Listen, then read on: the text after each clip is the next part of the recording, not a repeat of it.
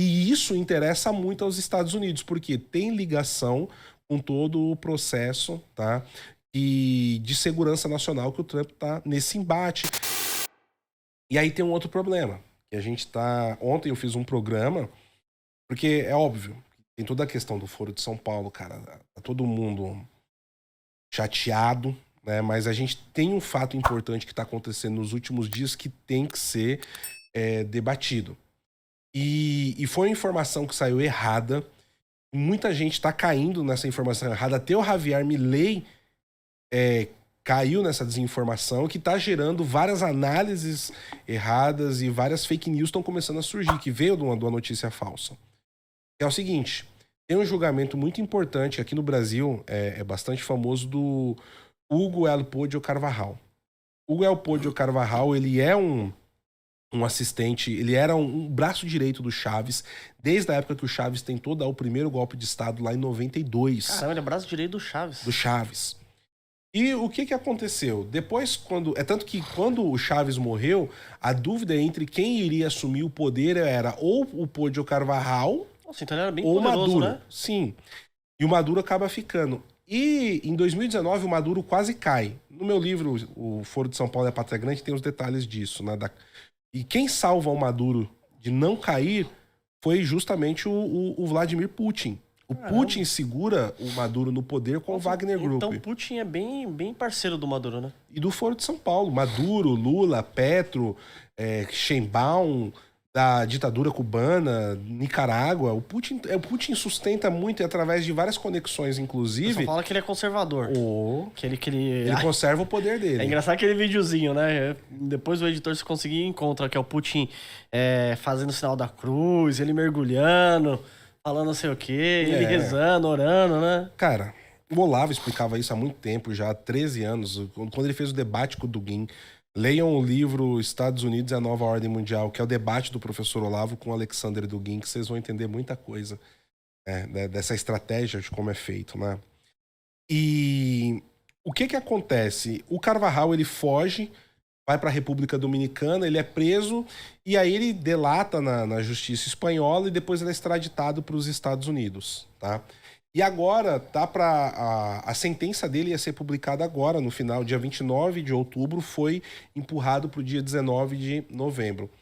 E na semana passada saiu uma informação, Lua, que revirou aqui, principalmente na mídia mais à direita no Brasil, que o Elpodio Carvajal, tá?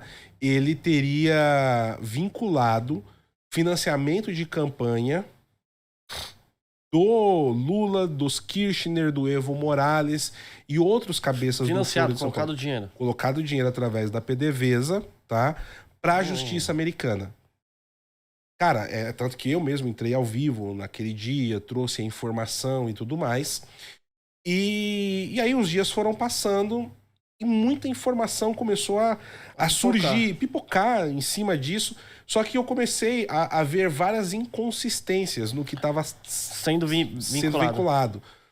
E como eu estudo o Foro de São Paulo há pelo menos 10 anos, e tenho muitos dados, anotações e tal, eu comecei, o Ivan Kleber, o Sr. Sepúlveda e mais outras 2 pessoas, a gente começou a fazer um trabalho conjunto de investigação para ver, peraí, e o que acontece? Esse aqui é um ponto importante, talvez muitas pessoas que talvez assistam esse vídeo vai ficar com raiva, vai ficar chateada, mas são os fatos. O documento que o Podio Carvajal vincula o Lula, vou aqui falar do Lula mais explicitamente, que é o que importa a maioria do pessoal, para recebendo dinheiro de financiamento de campanha da PDVSA, que é a Petrobras, né, da Venezuela. É verdadeiro? É verdadeiro. Só que qual que é o problema, Luan? Esse documento, ele foi apresentado em uma tentativa de evitar a extradição do Elpodio Carvajal dentro da Espanha. Ele apresentou isso para a justiça espanhola em 2021. Ontem eu fiz um programa que eu dou todas essas datas, tudo certinho. E aí, esse jornal espanhol, o nome agora... Ontem eu errei 2 vezes, que é The Observer, né? O jornal espanhol. Na quinta-feira passada, eles requentaram esse documento E colocaram na matéria, e que se espalhou por vários jornais, até mesmo o Infobae, que é um grande jornal argentino e tudo mais, né? Ele é uma das principais mídias argentinas hoje. Acho que hoje o Infobae é maior que o Clarim. Então, em vários lugares, é muito bom o jornal. Também, todo mundo caiu, cara, nessa desinformação desse jornal. E até o Milei tratou, porque nessa notícia falava que o Elpidio Carvajal estava denunciando o envolvimento da Cristina Kirchner em recebimento de dinheiro de campanha do regime venezuelano para a justiça americana. Isso muda muita coisa, porque a partir do momento que ele oferece um acordo para a justiça americana para tentar aliviar a pena dele, cara, aí você tem dados materiais de um delator na justiça americana. Só que ele não fez isso. O documento que começou a circular como se fosse na justiça americana, na verdade, foi na justiça espanhola. E qual que é a situação? A justiça espanhola entendeu que ele não apresentou provas suficientes para comprovar aquilo. E eu não estou dizendo que a justiça espanhola agiu correto, porque a justiça espanhola tem vários problemas igual a de outros países aí, como o do Brasil. Só que eu estou falando o que ficou definido pela justiça espanhola. Eu não estou falando que eu concordo com a justiça espanhola. Sim. Até porque indícios não faltam. Né? E casos de, sim, financiamento de campanhas, inclusive comprovados por delatores como o Alex Saab, como o próprio Hugo Elpidio Carvajal. Então, o partido Podemos, hoje, que é um dos principais partidos de esquerda dentro da Espanha, ele surgiu em um think tank que funcionava na sala ao lado da sala do Hugo Chávez, no Palácio Miraflores. Caramba. Então, tipo assim, o Podemos hoje, que é um dos principais partidos da Espanha, foi fomentado pelo Foro de São Paulo, pelo Hugo Chávez. Então, assim, existem vários financiamentos que foram feitos também por movimento Cinque Stelle na Itália. Isso ajudou a derrubar o governo do Conte, Augusto Conte, que era primeiro-ministro da Itália, 5 anos atrás. Então, só que existe uma diferença entre você ter esses dados sendo discutidos e você ter isso apresentado para a justiça americana. Total. Então, assim, tá um frenesi em cima desse ponto. A gente, inclusive, fez vários programas de quinta para cá, só que a gente tem que fazer um trabalho jornalístico e quando a gente começou a ver as inconsistências... Falou, calma aí. Opa, calma aí, tem coisa aqui que tá errada. No programa de ontem eu fui lá, puxei todas as datas, tudo direitinho. Depois eu posso até mandar o link, se você quiser deixar na descrição, para quem quiser assistir. Cronologia de datas, passo a passo. Pegamos material de uma jornalista investigativa da Venezuela, a Maybor Petit. Ela está acompanhando esse caso de perto. O caso, mas assim, ela não só está acompanhando, ela está assistindo a cada uma das sessões de julgamento que está tendo. Então, ela também ajudou com dados para tudo isso daí. E por exemplo, uma inconsistência que eu peguei que não estava batendo. Começou a pipocar informação aqui no Brasil que o Podio Carvajal disse que a campanha eleitoral de 2022 do Lula contou com financiamento de campanha da PDVSA. Mas isso não é possível, cara. Entendeu? A gente tem que tratar dos fatos. Você viu já, o meu livro do Foro de São Paulo é um tarugo de 500 páginas. Lá tem várias coisas que envolvem. Por que isso não é possível? Porque quando você olha a documentação, a gente foi olhar a documentação do processo, tá? Para ver o que estava e o que não estava. Quais indícios, né? Exato. Quer falar? Toda a documentação do Podio Carvajal abrange de 2006 e que você pode confiar o que até a data que ele foi preso. Exatamente. Que foi em 2019.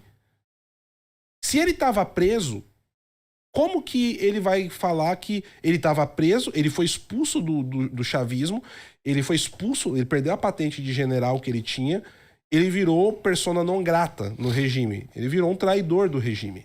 O Maduro expulsou ele. Ele não tinha mais acesso a informações privilegiadas. E se ele estava preso, como que ele pode falar que teve financiamento de campanha em 2022 do PT? Não faz sentido. Não faz sentido. E quando você pega toda a cronologia dos fatos também que envolve a derrocada financeira da Venezuela, Em 2015, a PDVSA estava quebrada. Depois que a gente teve a crise do barril de petróleo de 2013. Como você é do mercado financeiro, você vai lembrar que foi uma crise enorme. Sim. O preço do petróleo e tal. Quando teve a queda do preço do barril de petróleo, acabou secou a teta da Venezuela.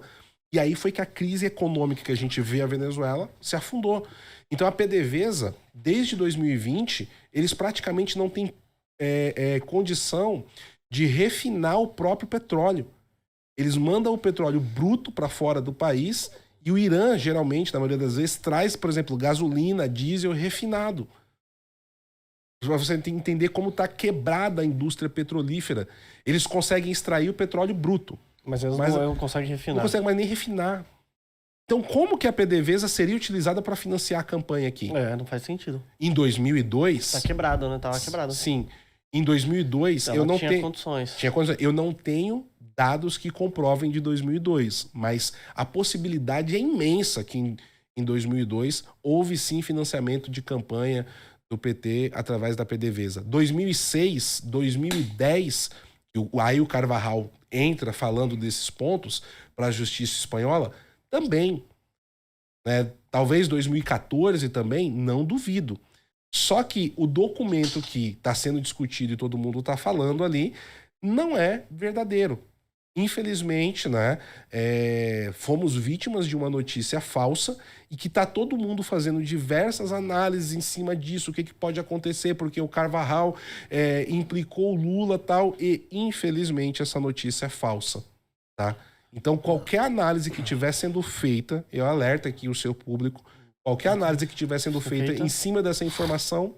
É falsa. Não é que a falsa análise ela não tá batendo. Não vai bater, ela não é baseada na realidade. Essa informação não está acontecendo, não está sendo debatida dentro do judiciário americano, infelizmente.